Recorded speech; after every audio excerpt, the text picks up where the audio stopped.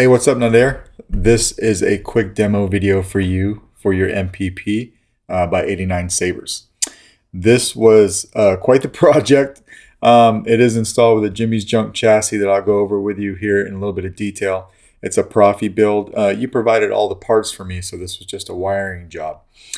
2 buttons setup. Your silver switch up here will be your power, and your black switch just right behind it will be your auxiliary. All right, you've got a stock V3 in here for your Neopixel connector. You provided one extra one that I didn't need, so that's going to be back in your box. All right. How to get to the chassis, what you want to do is first take this clamp card or this midsection and slide it up just a hair. I went ahead and left it loose, so you slide it up to expose your threading. Go ahead and just unthread your handle. When you take your handle off like that, which I did put the grips on, obviously, this is your chassis. This is the chassis from Jimmy's Junk Sabers, although that's not where you got it. This was kind of a beast. All right, it does come apart in 3 pieces. So first of all, what you want to do is just take it from here, and you can turn it counterclockwise and pull it out. This is a click and like a lock and click system that Jimmy's Junk does. You'll have your stock PCB. It's the rotary PCB type up there, so that stays in the hilt. That's one piece. If you ever wanted to get to the board, you would do the same thing with your speaker pod. Just take it and twist it counterclockwise and pull it out, and that's how you get to, your board, SD card, micro USB. You've got a kill switch right here and your stock pogo pins and make connection with that PCB, and then you're running a 28 millimeter Smuggler's Outpost dark side in this guy. All right. I did hit the chassis with just a little bit of silver rub and buff because it was black PLA. So I kind of wanted to bring out all of these sweet details. I always love doing chassis from Jimmy's Junk because I think I've said this before, but I think that he really pushes the limits of what a PLA printer can do, and it's very nice to see them all printed out. That being said, I had trouble fitting every single component onto this thing. And it's not because of the design. I think it was just because of the way it was printed. It happens sometimes. But it turned, what would have been maybe an hour to an hour and a half job. I probably went working on this for about 4 hours or so. Every single component, I had to go in with an X-Acto knife and kind of clear out where the components went. Sometimes I did that. Sometimes I went in with some small hand files and cleaned out the places where, like for example, this OLED screen right here. Right, it took me about 45 minutes to get that to go in there. I had to just clean out the channels and get them proper. Same being with the pogo pins for the speaker and the kill switch in there, and also the Proffie board. This is a cool setup to where you actually, like, this piece and the speaker pod are out here. You wire your board and then you put it inside this piece. It's supposed to slip fit right in. I ended up having to take the Proffie. I did file a little bit off of each side. That didn't quite work, but it worked a little bit. I ended up taking this out to my mill vise and just very carefully, like, pressing the Proffie into this piece right here once it was all wired in to get it to go in. So it probably will never come out of there. Your access will be from here. All right. This piece over here that holds your removable battery, this is an 18350.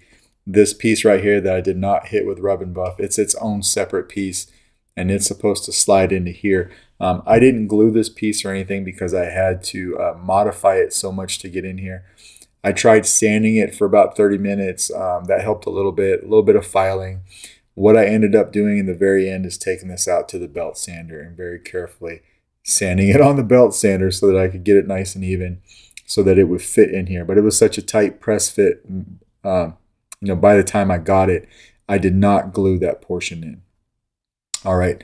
So yeah, it's a little bit of a challenge, but it came out very nice. You had a crystal chamber here.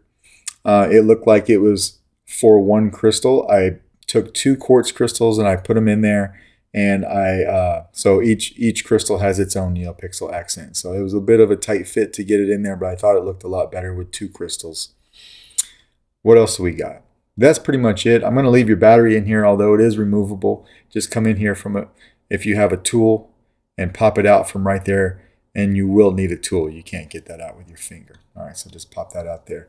But we can turn it on by just flipping the kill switch and then putting the speaker on. Me when you had the chance. Now, if I turn this off, you can see I've got one as a heartbeat in red and the other pulsing in white.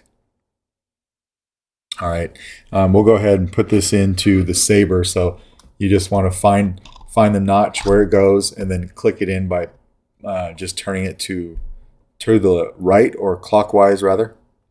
And that way you could turn it on. It will time out just like that if you don't turn it on right away, so it doesn't kill your battery, which can be especially important with an 18350. But if we turn it on, you have a yellow OLED screen right there. So I gave you that animation for when the Saber's on.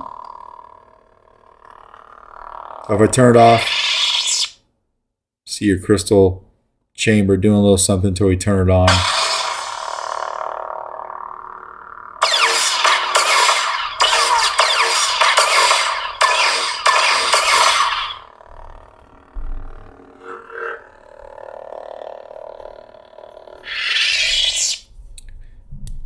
It's just Ben these days.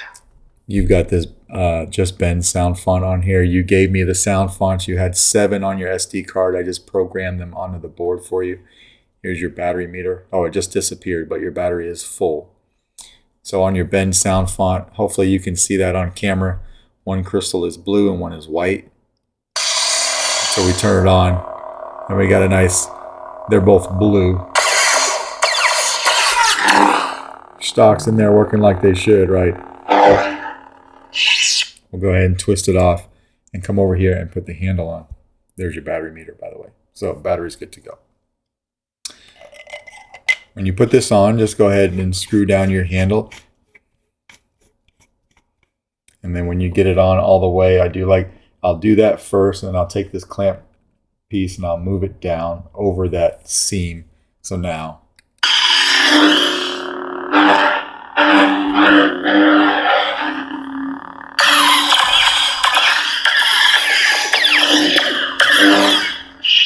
just like that. All right, you've got 2 blade retentions on here. So you've got this flathead screw right here, and then you've got another one right here. We will need to back both of those out of the blade chamber so we can put a blade in.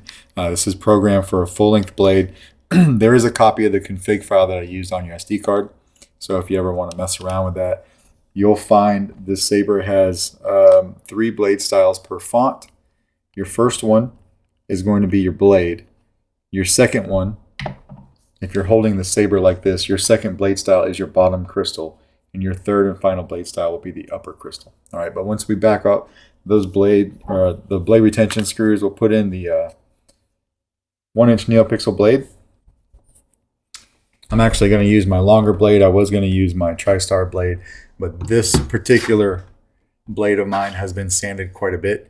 And it's needed. If you have a brand new blade for this Saber, you're probably going to sand it a little bit. All right, and then I'm just going to tighten one of the blade retention screws for this demo, but you'll probably want to tighten both of them. If your blade's too tight, just turn on the Saber while you're putting the blade in, so you know when you hit those pins, and then stop pushing on it. All right. We'll go to another sound font. These are all. I think you had mostly all Vaders. You had a third sound font on there, so it was third sister, and then this Ben one. Where is he?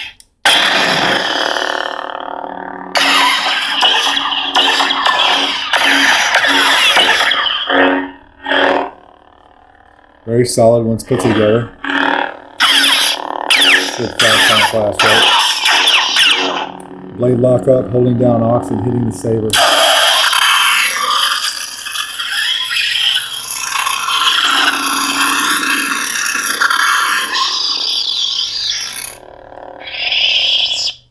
Your soundtrack is a long press on the power.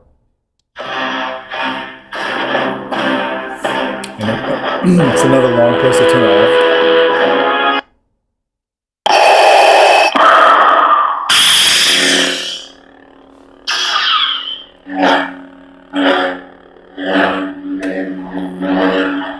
to hit my roof, my ceiling.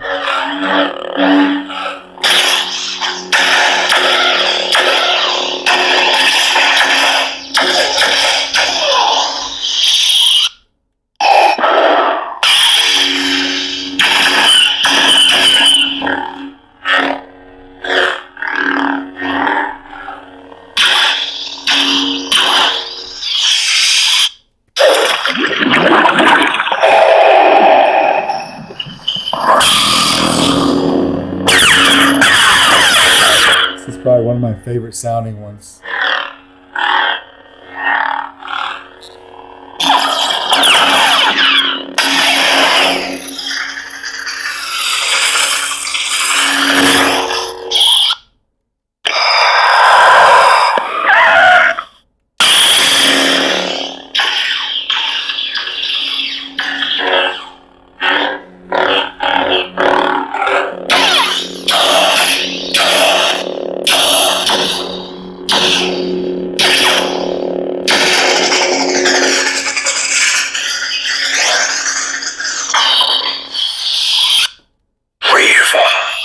Third.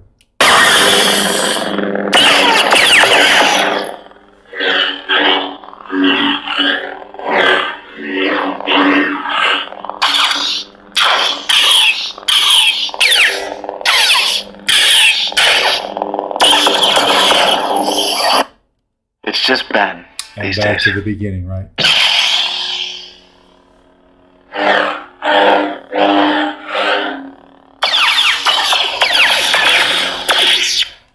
We'll go ahead and turn the light on and take the blade out, and then just go over getting to the kill switch. So obviously you don't have to take the battery out if you don't want to. But yeah, definitely you'll want to sand your blade if it's brand new. All right, we'll come back over here and take our handle off again.